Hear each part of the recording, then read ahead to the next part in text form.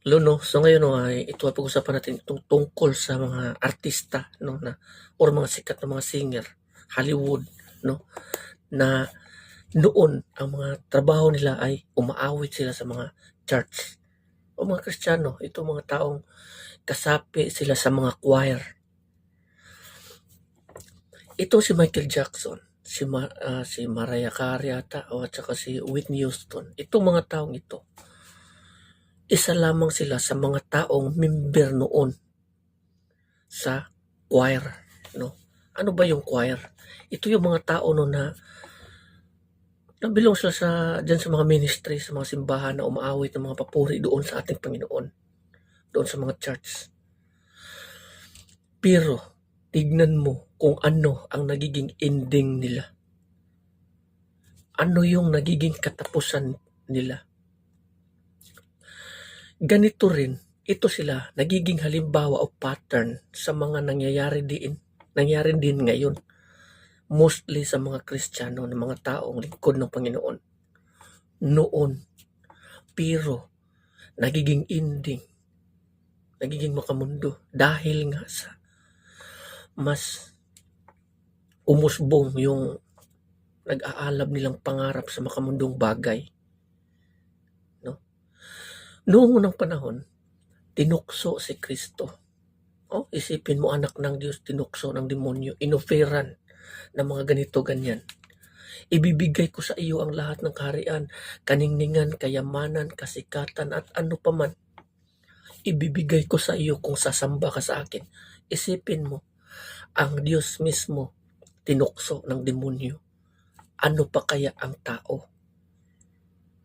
Kung ginawa ng demonyo sa ating Panginoong Jesucristo ang tuksoin, ginawa niya rin sa mga tao.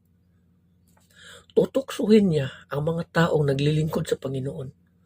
Ofiran kanya ng anumang mga bagay dito sa mundong ito.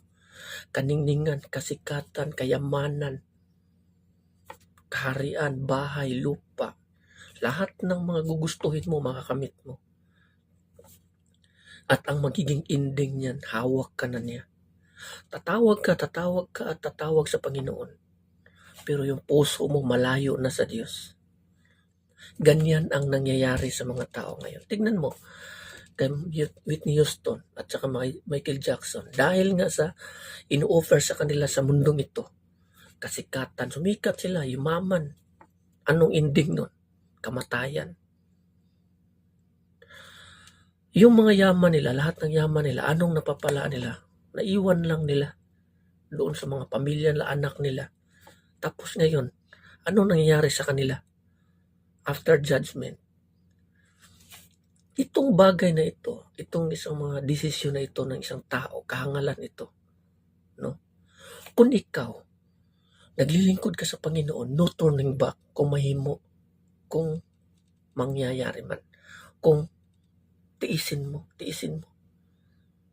Di ba anong sabi ng ating Panginoon? Kung ang isang tao nakahawak na sa araro, tapos panay palingon sa likod, hindi siya ganap o hindi siya karapat-dapat na maging tagasunod ng ating Panginoong Kristo.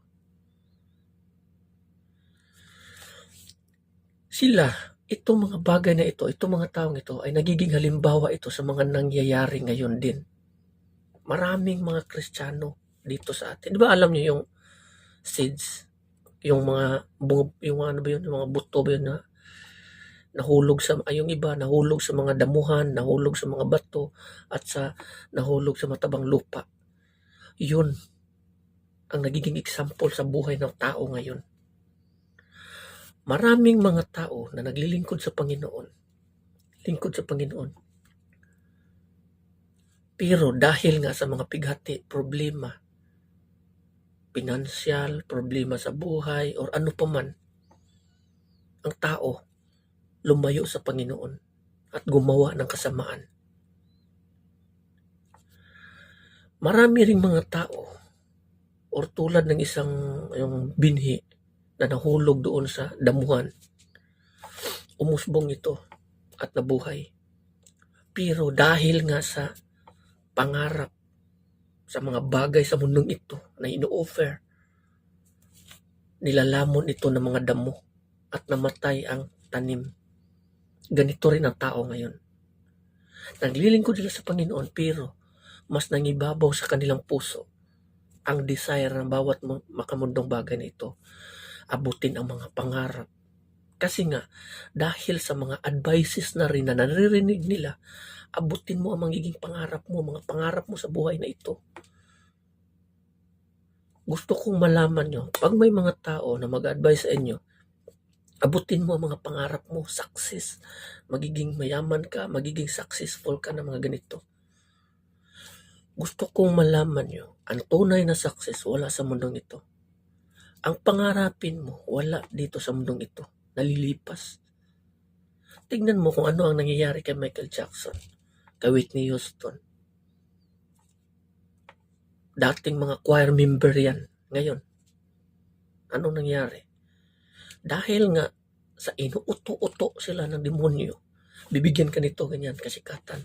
Magandang boses, magandang mga kanta, sisikat ka, makikilala ka sa buong mundo.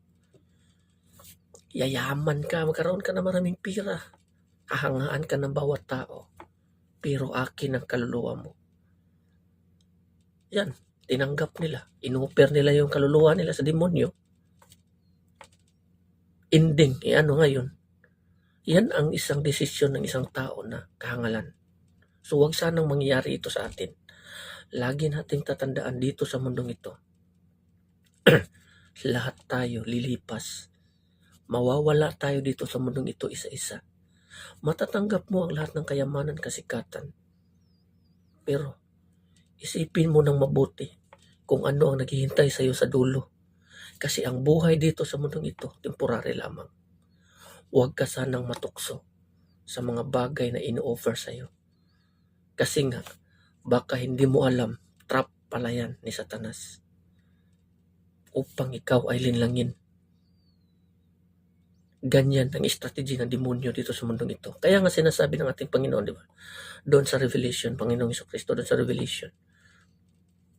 Hindi niyo alam ang sinasabi no na mahirap intindihin ng mga sekreto ni Satanas. Ito yung mga sekreto ni Satanas na hindi maintindihan ng bawat tao. Madali lang to siyang hulihin ng mga ganito. Kung may malawak kang pag-unawa. Kung buo ang pananampalataya mo, hindi ka malilinlang. Pero kung ang desire ng iyong puso, kayamanan, kasikatan, ending mo niyan, kamatayan.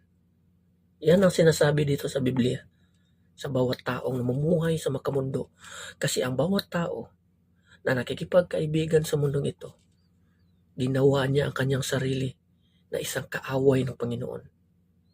Kasi nga ang mundong ito, alipin ng demonyo. Dahil nga sa lahat ng uri ng tentasyon, kasamaan sa mundong ito. Kaya nga pinadala ng ating Diyos Ama ang kanyang bugtong anak na sa Jesucristo upang tayo ay tubusin sa pagkakasala. Upang ang lahat na mananampalataya sa ating Panginoong Jesucristo, babalik sa ating Panginoon sa pamamagitan ng ating Panginoong Jesucristo, magkaroon ng buhay na walang hanggan. Yan ang dahilan kung bakit pinadala ng Diyos ang kanyang bugtong anak na si Jesucristo dito sa lupa. So hanggang dito na lang, maraming salamat and God bless everyone. Amen.